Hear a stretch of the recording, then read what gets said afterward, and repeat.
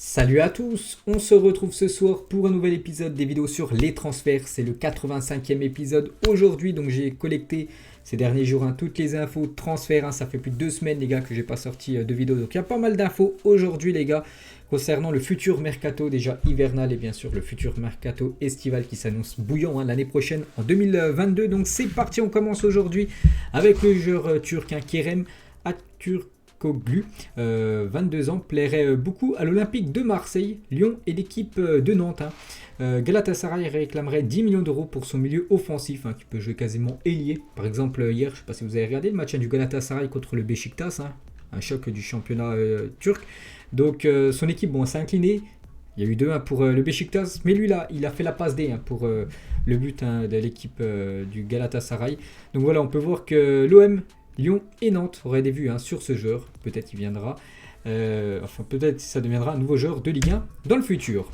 On va parler de Guendouzi et l'OM pourra lever l'option d'achat de Matteo Guendouzi en fin de saison en cas de maintien en Ligue 1 cette saison. Donc actuellement, il est prêté Matteo Guendouzi. Donc si Marseille se maintient, voilà, je pense ils vont se maintenir bien sûr. Donc l'OM a une clause où ils peuvent lever l'option d'achat de Matteo Guendouzi qui est quand même très très bon ce début de saison. Pour moi, c'est quasiment un pilier. C'est un joueur cadre les gars cette saison du côté de Marseille. Donc je pense que le joueur, lui, serait pour de continuer l'aventure du côté de Marseille parce que ça plaît bien, il joue, il est bon, le club serait tout bénef parce que bien sûr pourrait l'acheter définitivement. Donc tous les voyants sont en vert pour la signature de Matteo Guendouzi en fin de saison du côté de Marseille. On va parler de Mohamed Ihattaren, a quitté l'Italie et est retourné aux Pays-Bas. Le milieu de la Sampdoria, prêté par la Juventus, exaspère son club par son comportement. Retourné au pays pour raisons personnelles, la mort récente de son père pourrait y être beaucoup. Donc pour ce jeune joueur, ancien joueur d'une équipe aux Pays-Bas, je me souviens plus c'est qui, je crois que c'était le PSV. Donc il avait signé du côté de la Juventus. Dans la foulée, la Juventus l'a prêté du côté de la Sampdoria. Du coup, ça se passe pas trop bien du côté de la Sampdoria. Il est même retourné du côté des Pays-Bas. Bon, certainement, on peut voir, c'est à cause de de la mort de son père qu'il est retourné voir sa famille. Donc voilà, on ne sait pas trop où il va jouer, on ne sait pas trop son avenir à ce joueur néerlandais, qui est quand même une pépite les gars, il est vraiment très très bon. Donc maintenant qu'il règle tout ça et qu'on le revoit bien sûr sur les pelouses. On va parler d'un autre joueur qui évolue dans le championnat italien, c'est Andrea Bellotti, l'attaquant du Torino, attaquant italien. Donc ne renouvellera pas son contrat avec le Torino qui expire en juin 2022, donc dans quelques mois, c'est son coach qui l'a confirmé. Il sera libre de choisir son futur club en janvier, mais son entraîneur a indiqué qu'il partira en juin et non cet hiver. Bon, un peu comme Kylian Mbappé, qui est en fin de contrat, voilà, il peut déjà négocier avec son futur club au mois de janvier, mais il quittera bien cette équipe et rejoindra son nouveau club dès le 1er juillet 2022. Donc c'est quand même un gros coup les gars, Bellotti, c'est quand même un bon numéro 9 et surtout c'est un joueur qui ira dans une nouvelle équipe gratuitement. Donc c'est quand même une grosse perte aussi pour le Torino de ne pas le conserver, surtout qu'il parte gratos. C'est quand même le capitaine, c'est le joueur chaque saison qui te met au moins minimum 15-20 buts par saison en Serie A. C'est un joueur régulier, bien sûr, Bellotti. Donc il y a des équipes en Italie, les gars, qu'on a vu. Je sais qu'il y a l'Inter Milan, l'AC Milan et la Juventus qu'on a vu sur Bellotti. On ne sait pas ça en Italie, on ne sait pas ça à l'étranger, mais voilà, Bellotti et le Torino, c'est bientôt fini. Le Barça et l'AC Milan seraient très intéressés à l'idée de recruter Jess Lingard gratuitement l'été prochain. Donc lui aussi, c'est vrai qu'il y a beaucoup de joueurs en fin de contrat l'année prochaine, dont Jess Lingard. Alors que le Barça, vous savez, ils ont des problèmes financiers, il n'y a plus trop d'argent. Donc ils espèrent maintenant recruter des joueurs en fin de contrat, dont Jess Lingard, qui plaît beaucoup à cette équipe du FC Barcelone et aussi l'AC Milan. Un œil sur le joueur anglais. On va parler maintenant un peu de la rubrique Newcastle, parce que ça va concerner pas mal de joueurs. Vous savez que Newcastle, avant-dernier actuellement du championnat anglais, toujours aucune victoire après 9 matchs de PL. On peut le dire, c'est la crise. Mais depuis quelques jours, on sait qu'il y a un nouveau propriétaire, un propriétaire qui a beaucoup d'argent. C'est tout simplement le propriétaire qui a le plus d'argent dans le monde du football. Et il veut du très très lourd. Et on peut voir déjà que Timo Werner est ciblé à Newcastle, est intéressé pour recruter Timo Werner, qui ne joue pas tout le temps du côté de Chelsea. N'oubliez pas que maintenant avec Lukaku, Timo Werner il est sur le banc. Le club est en contact régulier avec l'agence qui le représente. Pourquoi pas? Donc d'après CF Bayern, donc c'est un site allemand toujours très bien renseigné. Donc Timo Werner, pourquoi pas se relancer du côté de Newcastle, être dans ce projet, parce que du côté de Chelsea, on sait que c'est un peu barré. Souvent, des fois, les gars, il est beaucoup critiqué en Angleterre à cause surtout de ce manque d'efficacité. de son manque de finition.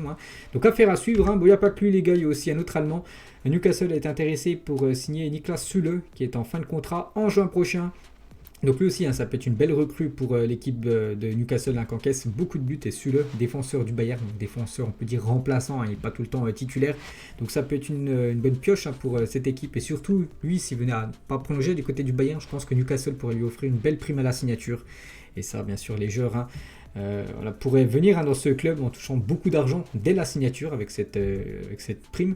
La même chose les gars pour Coutinho, lui aussi, il est ciblé par cette équipe de Newcastle. Moi je le verrais bien retourner du côté de l'APL, pourquoi pas, voilà, dans cette nouvelle équipe de Newcastle avec pas mal de grands noms. Donc lui aussi pourrait faire l'affaire en Première Ligue, parce qu'en Liga c'est plutôt moyen.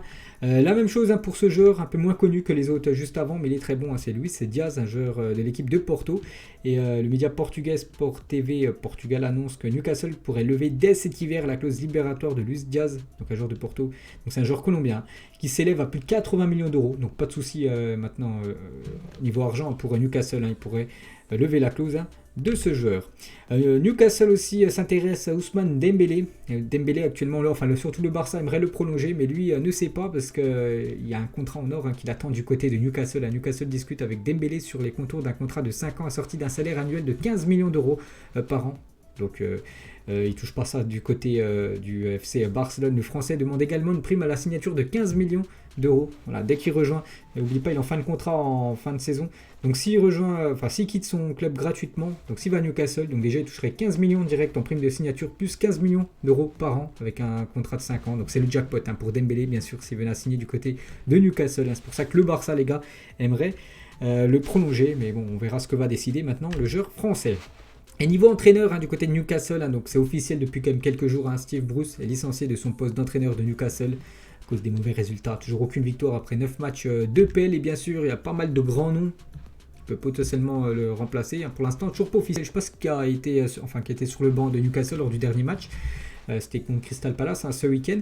Et Lucien Favre est le favori pour occuper le poste d'entraîneur de Newcastle. Bon, il n'y a pas que lui qui est favori parce qu'il y a aussi Erik ten Hag qui serait la priorité de Newcastle pour le poste d'entraîneur des Magpies. Il y a aussi Paulo Fonseca, l'ancien coach de l'AS Roma, remplacé par José Mourinho pour être le futur entraîneur de Newcastle. Accord, projet trouvé pour un contrat long terme. Manque le feu vert de l'administration des Magpies d'après Fabrizio Romano, pour vous dire que c'est fiable plutôt. Et Zidane aussi ciblé, Newcastle serait venu au renseignement pour Zidane, Zizou. Il a refusé les gars, il ne veut pas entraîner cette équipe de Newcastle. Donc voilà quand même les grands noms, peut-être un autre entraîneur, il y en a encore plein sur le marché. Mais voilà, ça sera certainement un de ces trois-là les gars, futur entraîneur de cette équipe de Newcastle.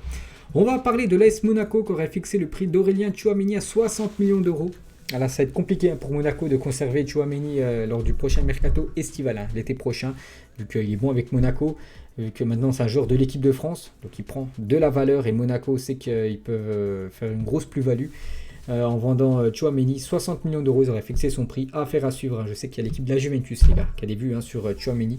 En gros c'est un peu le même profil que Paul Pogba, mais beaucoup plus jeune.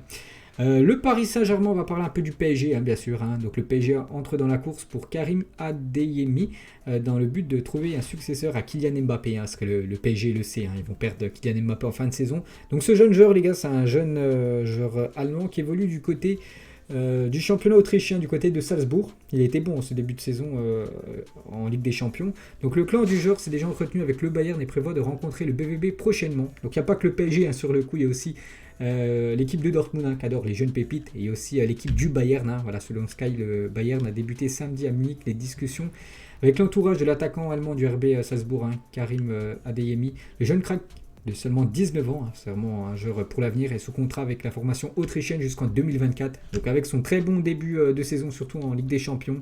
Donc Salzbourg le sait, Salzbourg va certainement perdre ce joueur et vont recevoir une belle, un bon montant, parce que je pense qu'il va partir quand même pour un bon montant ce joueur. Et le Bayern n'est pas parvenu à trouver un accord avec Kingsley Coman. Coman, lui, pourrait quitter cette équipe du Bayern qui a des exigences salariales trop élevées et souhaiterait le vendre dès cet été. Bon, ça peut être une bonne piste aussi pour Newcastle, qui a beaucoup d'argent. Lui, il demande beaucoup d'argent en salaire. Newcastle pourrait lui offrir pas mal de sous. Et le club bavarois viserait, je veux dire, Adeyemi, mais aussi Anthony, les gars. Le joueur brésilien de l'Ajax Amsterdam, très bon ce joueur sous-côté, pour remplacer Kingsley Coman.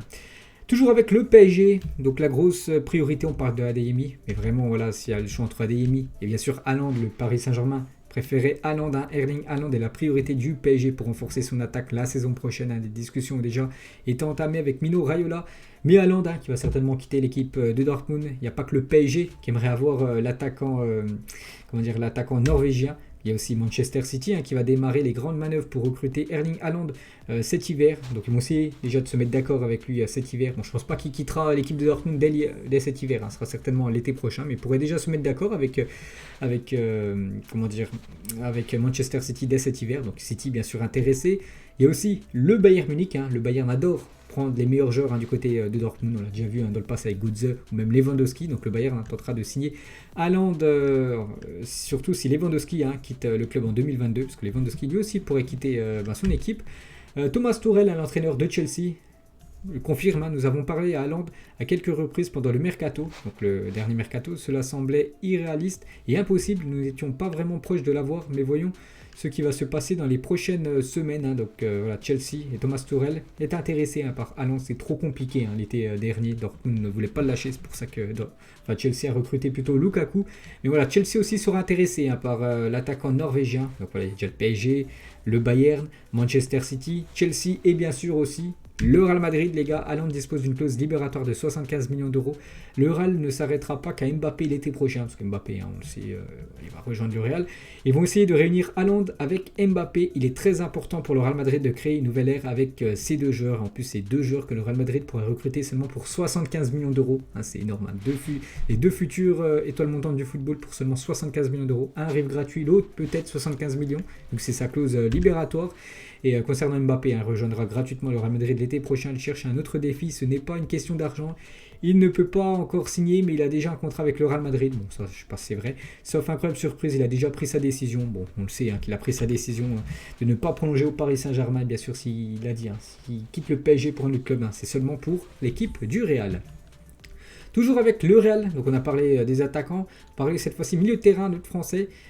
Paul Pogba et le Real Madrid souhaiteraient recruter Paul Pogba pour définitivement convaincre Mbappé de les rejoindre cet été. Donc deux joueurs français qui peuvent arriver gratuitement du côté du Real, parce que Paul Pogba lui aussi en fin de contrat du côté de Manchester.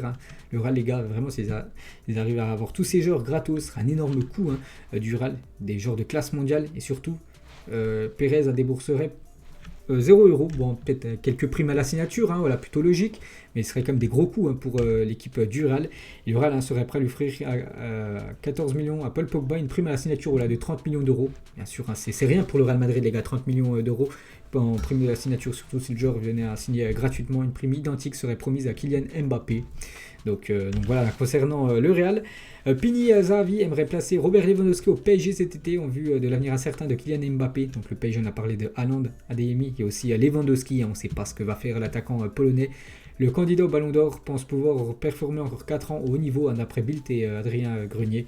Donc on verra les gars, on verra, ça s'annonce encore bouillant. De toute façon, du côté du Paris Saint-Germain, il faudra trouver le remplaçant de Kylian Mbappé, ça sera certainement, de façon sûre, un grand nom.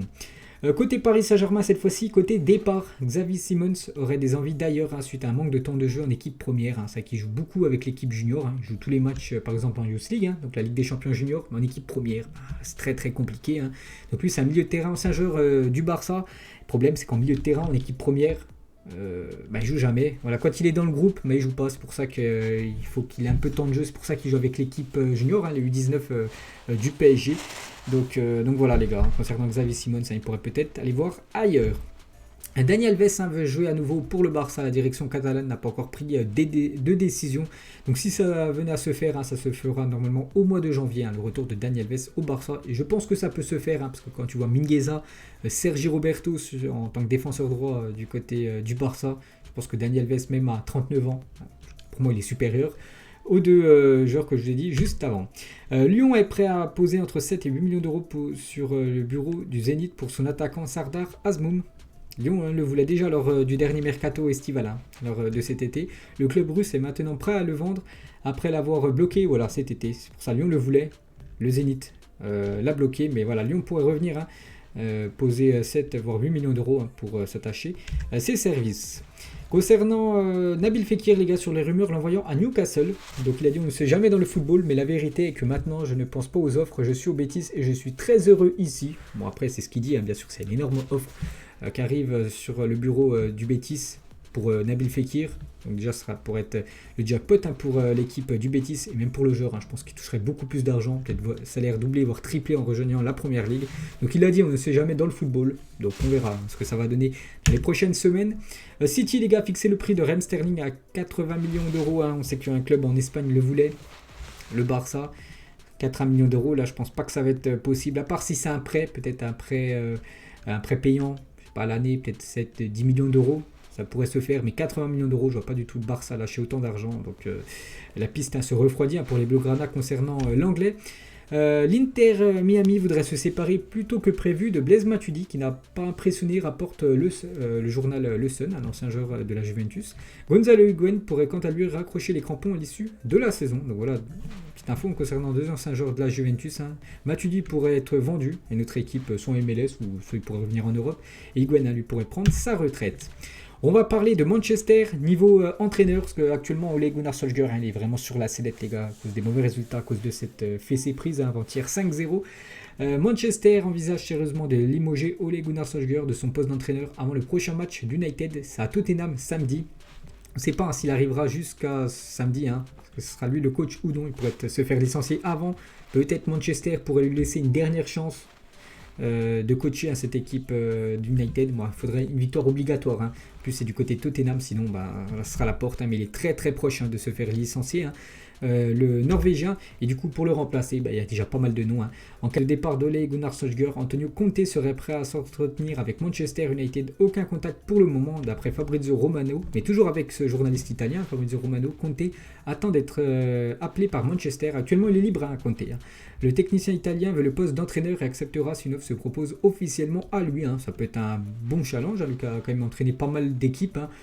Chelsea en Première Ligue, il a entraîné l'Inter Milan, il a entraîné la Juventus si je ne me trompe pas, bref, et la Manchester United, ça peut être vraiment encore une belle équipe pour compter. Donc lui vraiment s'il reçoit un appel, il acceptera certainement de prendre ce poste d'entraîneur de Manchester United.